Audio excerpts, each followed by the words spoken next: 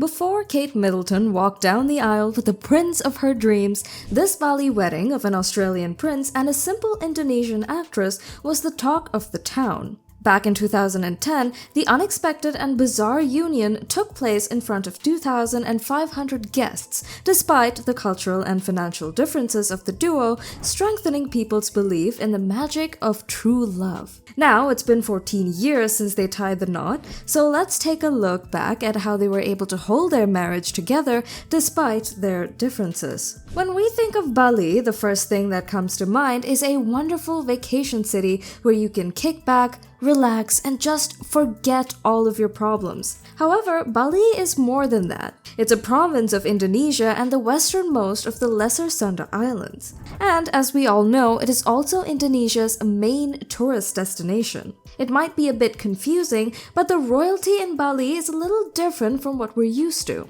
Officially, no royal family is actually recognized. However, people generally show respect towards the status they hold. This means that the Ubud King is not an official title, and even though the people of Bali don't pay much attention to them, the royal family exists and plays a huge role in maintaining the local businesses, community landscape, and tourist attractions. Back in 2010, the Ubud royal family received a ton of attention after news of Prince Jok Gus Kertiasa's engagement to television star Happy Salma broke. The prince is the son of the head of Bali's royal family, Prince Joko Taraka, and his wife, Princess Asri. But to his friends back in Australia, he was known as a surfer and an avid photographer named Max. Jok Gus had spent a lot of time in Sydney as he grew up in the city's northern suburbs alongside his brother and sister. However, as a teenager, he felt drawn to Bali and eventually decided to move back there.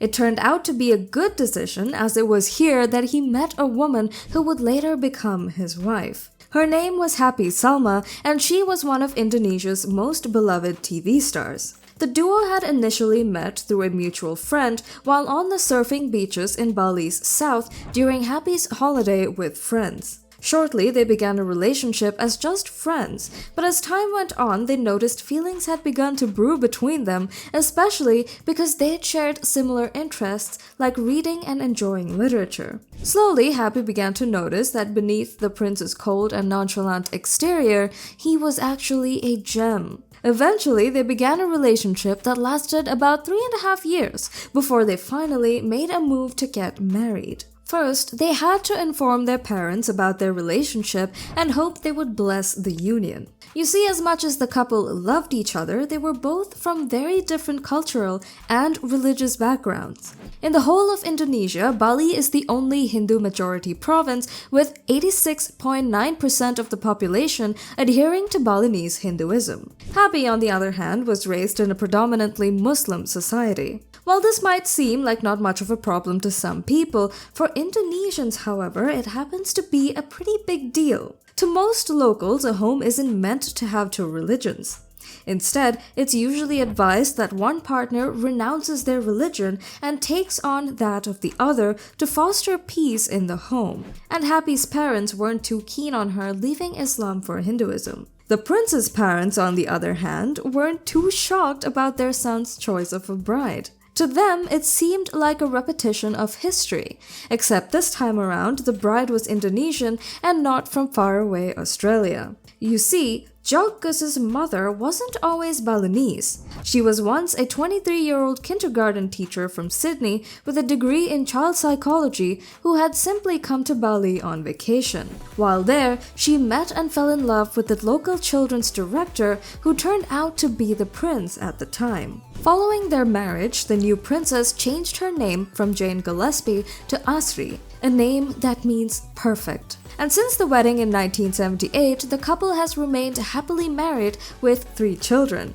But the journey to change wasn't exactly easy for Asri. She'd left her life in Australia to live in a place with no running water, electricity, or even a phone. Thanks to this, she and her husband-to-be faced a lot of scrutiny, especially because Prince Djokhor Raka was the youngest son of his father's 10th wife, and it was expected of him to marry within the Balinese royal circle. After her vacation ended, Asri returned to Australia. But in the 1970s, letters were the only way she and Prince Raka could stay in touch. They wrote back and forth, eagerly anticipating each envelope from Bali as Ubud, especially the palace didn't even have a telephone at the time. As time went on, Asri just couldn't get over how happy she had been in Bali. So she made the bold decision to quit her job and return to Ubud for a sabbatical. With a passion for children's literature and no expectations regarding Prince Raka, she planned to stay for 3 months to write a children's book.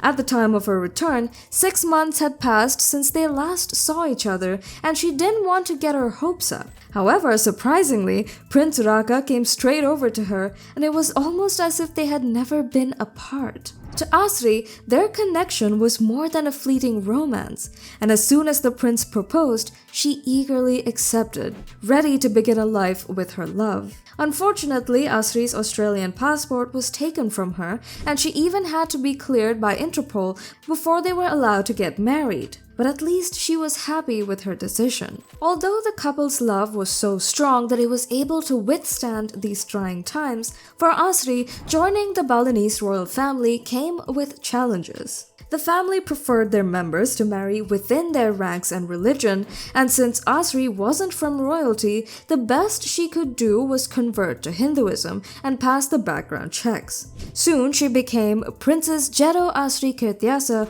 with Jero meaning from the palace. The wedding was intimate, focused on their love, and even featured on the cover of the weekly. Adapting to Balinese life wasn't easy for the young princess as well. There was a ceremony known as the tooth-filling ceremony, which was done to ensure she wouldn't be mistaken for a demon in heaven. Although she initially avoided it, the ceremony worried her, impacting her life in Bali. Plus, there was the issue of a lack of modern amenities like plumbing in the palace. Water had to be brought in by the bucket, and they shared the palace with Raka's stepmother, his older brother, his wife, and their 3 kids. In addition to that, the princess wasn't allowed to leave without permission, which made her feel confined at times. After a year, when their first son was born, they moved to Raka's place outside the center of Ubud, still without electricity or running water. Before their second son's birth, they returned to Sydney for 12 years,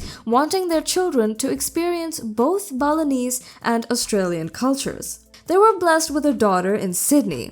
However, Raka longed to return to Bali, so they moved back. In 2017, Asri finally underwent the tooth-filling ceremony alongside her eldest grandson. According to her, it was more symbolic than painful thanks to her husband's whispers to go easy on them. These days, Raka is deeply involved in royal duties while she and their son, Jokkus, run a tea house in Seminyak. Biku, their establishment, is also famous for its high teas, and little girls often visit amazed to meet a real princess. Despite the sacrifices she made, she never doubted her decision. After all these years, she still knew she had found the one in Prince Raka, and she was hoping her son had also made the right decision as she did many years ago. The build-up to Salma and Prince Jokkus's big day was incredible and widely documented, from the tiniest bit of preparations down to the unique delivery of invitations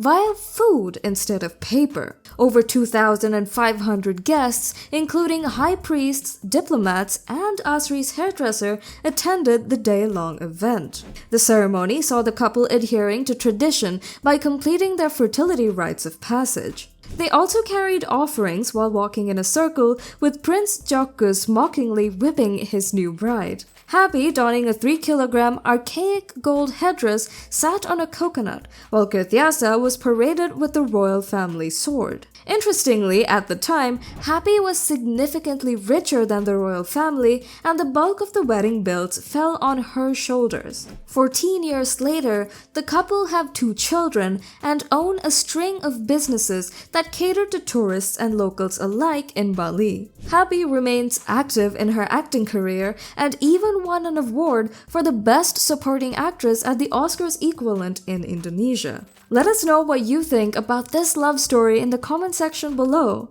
And don't forget to leave a like and subscribe to the channel to be notified whenever we upload a new video.